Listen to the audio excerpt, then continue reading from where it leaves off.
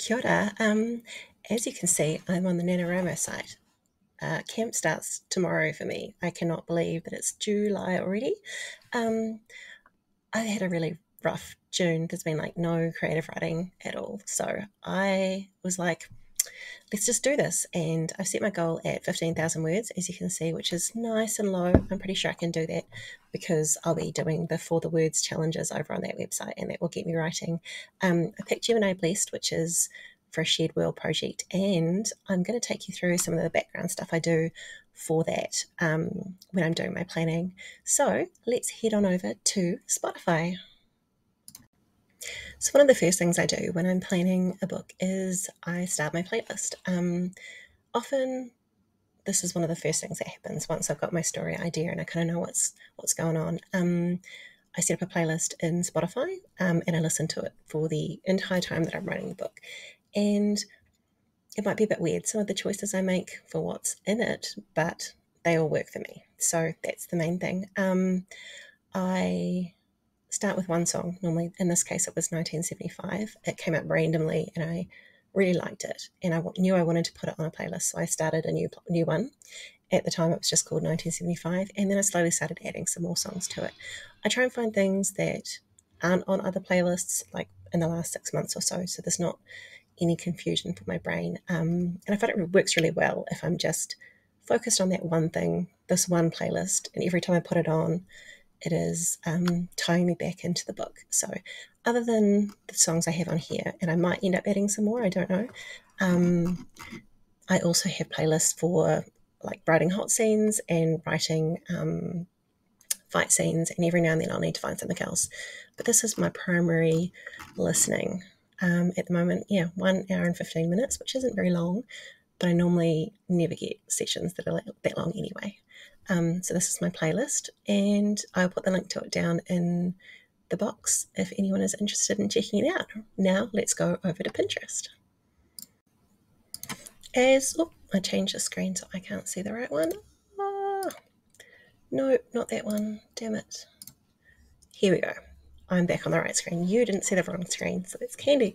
I'm really liking the screen capture thing. Anyway, the second or first, depending on how I'm feeling, thing I do when I'm starting a new book is go to Pinterest. I have aphantasia, so I can't picture anything in my head, which means that I need images. And the things that I see are the things that are solid, and that is just how they are. I always find images to suit my characters, and whatever's in the picture, whatever their eye color, hair color, etc., that is what is happening for my character. Because before I started doing this, I used to like mix up eye color and forget what color hair people had, and readers notice those kind of things. I don't, because I can't picture people. So yeah, and also details. So if I've got a specific scene and I know I want to set it somewhere that has a certain look or feel, I need to go and find images of that so that I can make sure I get enough details to build up in the world. I have to work quite hard to do that because I literally cannot see anything in my head. Yeah, it's okay. Anyway, these are my boards that I've got. So this one is for Isla. She is my main character. It's taking a little while. These ones are just kind of vibes. So I've got Gemini for this one, and that's why I've gone with the split kind of here. This image here is my main picture for my character. I just like this here, and I like the division between light and dark and stuff, and I'm going to really play on that in my book. So that is my main character. It'll be written from her point of view. I'm still trying to decide whether I want the others to have points of view. Sometimes readers really like that or expect it, but I'm not sure how I'm going to go. Yeah, actually, I think I will now that I'm thinking about the characters. Over here, we have her lovers. So this is going to be Eloise. She's a Selkie. I love the colour of her hair. I love how ethereal she looks. This is going to be Jonty, and he's kind of like a druid, warden, kind of very earth-based character. So because we're doing zodiacs, I'm doing quite elemental. So this is Eloise's water, Jonty is earth, and Tobias is fire, and he's going to be my shapeshifter. And this picture, I think, is the same guy, but I also like this makeup, and I want to have, yeah, cool things. This is the kind of vibe I'm going for, so really dig these. What I do is I get these characters and I create a board on Canva for my backdrop for my desktop for when I'm writing a book. Normally I put the cover on, but it's not finished yet, so it's not there. But then anytime I need to remember what colour eyes they have, I can just close my browser or whatever I'm working on and I'll see the pictures. And that's really very handy. Oop, there's a kid coming. Nope, she didn't come in here after all, so that's all good.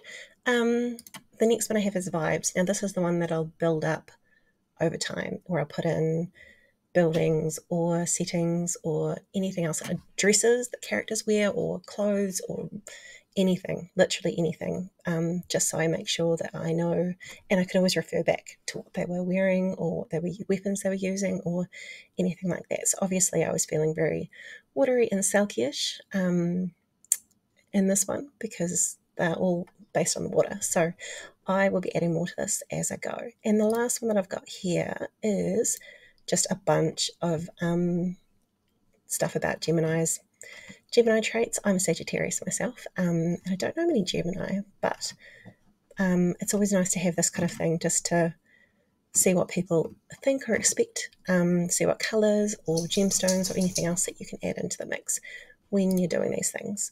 Yeah, so that kind of helped me to ground my characters a little bit. Well, this one, Isla, anyway.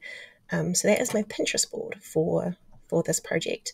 Yeah, and those are the two things that I need most in order to write once I've got my idea. I don't, I might close this and just go to a normal video, actually. Good idea, Cassie. I may as well go here and show you this is my background. I forgot that I could do that on here. So, yeah, I just kind of set it up like this so I can always refer to it when I need to. Because I don't outline, I'm more of a junior writer or discovery writer or whatever you want to say. I don't need a big plan before I start. I have all these flashes of ideas and I write down snippets and but I always write from start to finish. So once I know my starting scene, I can get going and everything else just kind of falls into place. As I've said in some other videos, my process is that I write and outline as I go, which so like I write and then when I get stuck I do lots of brain dumping, outlining, kind of free writing about what's happening, and that helps me to develop everything going on from there. And if I realise I need to put something in, I can leave a note for myself to go back to. Yeah, but that is the gist of it. I am going to be doing Camp Nano. I've actually signed up to the website, which I don't normally do, because I really need to get back into writing. And this project is so fun. Like, I'm going to have so much fun with it.